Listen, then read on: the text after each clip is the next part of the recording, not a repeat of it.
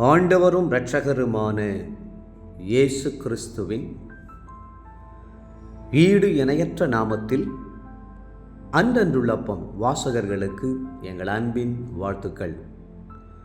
2024 ஆண்டு ஜூன் மாதம் 13ஆம் தேதி வியாழக்கிழமைக்குரிய தின தியானம். இன்றைய தலைப்பு தகப்பனானவர். 103ஆம் சங்கீதம் 13ஆம் வசனம் சொல்லுகிறது, தகப்பன் தன் பிள்ளைகளுக்கு இறங்குகிறது போல கர்த்தர் தமக்கு பயந்தவர்களுக்கு இறங்குகிறார். தாயின் அன்பு தன் குழந்தையை பராமரித்து கவனித்துக் கொள்ளுகிற அன்பு. ஆனால் தகப்பனுடைய அன்பு பிள்ளைகளை போஷிக்கும்படியாக கடுமையாய் உழைக்கும் அன்பு. பிள்ளைகளை உயர்ந்த நிலைமைக்கு கொண்டு வர இந்த இரண்டு வகை அன்புமே அத்தியாவசியமானவை. உலகத்தில் உள்ள எல்லா தகப்பன்மார்களை பார்க்கிலும் மிகுந்த அன்போடும் கரிசனையோடும் நம்மை பாதுகாக்கிற அன்பு இயேசுவின் அன்பாகும்.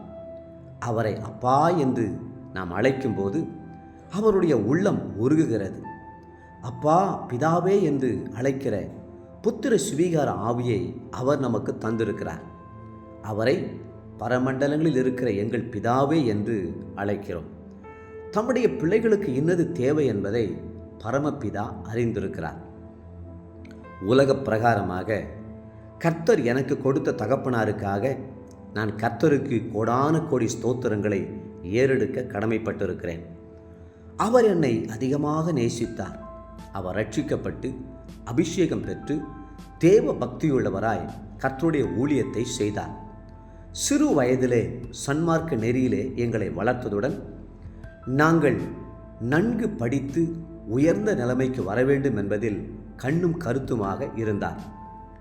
உலக பிரகாரமான தகப்பன்மாரிடத்திலே இவ்வளவு அன்பை வைத்தவர் தம்முடைய உள்ளத்திலே எவ்வளவு பெரிய அன்பை வைத்திருப்பார். உங்களுக்கு ஆபத்து வரும்போதும் பிரச்சனை வரும்போதும் அவற்றை அவர் தாங்கிக் கொள்வார்.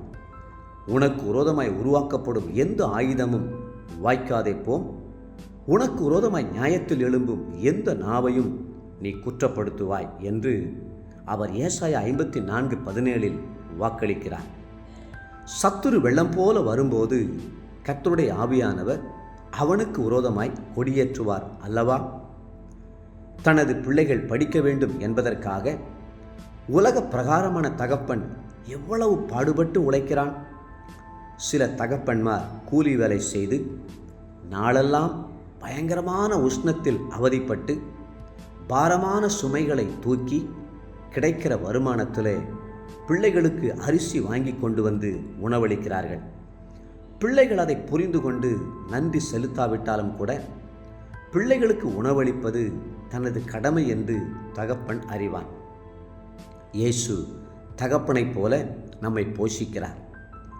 ஒரு முறை அவர் பிரசங்கித்த போது, ஜனங்களை வெறுமையாய் அனுப்பிவிட்டால் வழியிலே சோர்ந்து போவார்களே என்று எண்ணி 5 அப்பங்களையும் 2 மீன்களையும் கொண்டு 5000 பேருக்கு மேலானவர்களை போஷித்தார்.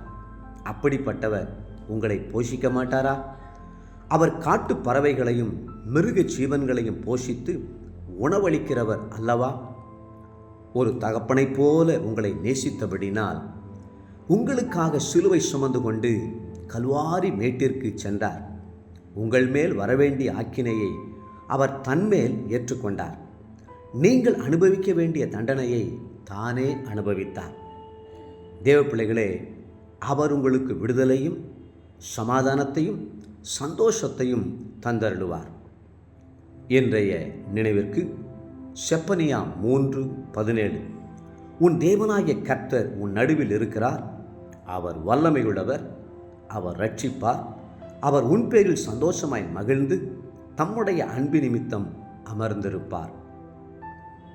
இன்றைய வேத வாசிப்பு காலை எஸ்ரா 6, 7 மற்றும் 8ஆம் அதிகாரங்கள், மாலை யோவான் 21ஆம் அதிகாரம். அன்புக்குரிய அன்றன்றுள்ளப்பம் வாசகர்களே, மீண்டும் உங்களை வாழ்த்துகிறோம். தகப்பனின் அன்பை உடைய ஆண்டவர் உங்களை அதிகமாய் நேசிக்கிறார். கர்த்தர் தாமே உங்களை ஆசீர்வதித்து மென்மேலும் உயர்த்துவாராக. ஆமென்.